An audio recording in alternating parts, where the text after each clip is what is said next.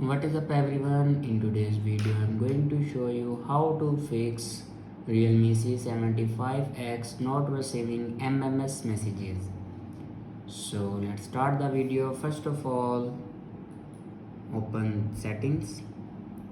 In settings, scroll down and here you can see the option apps. Now click on it and then click on app management.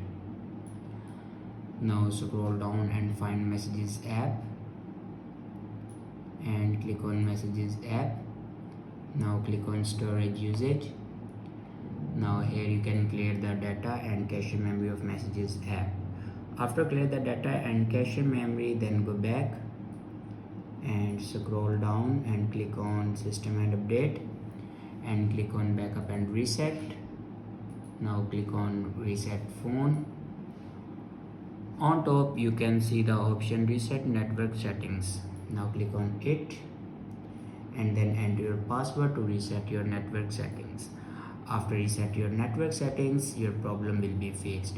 I hope this video is helpful for you. Thanks for watching.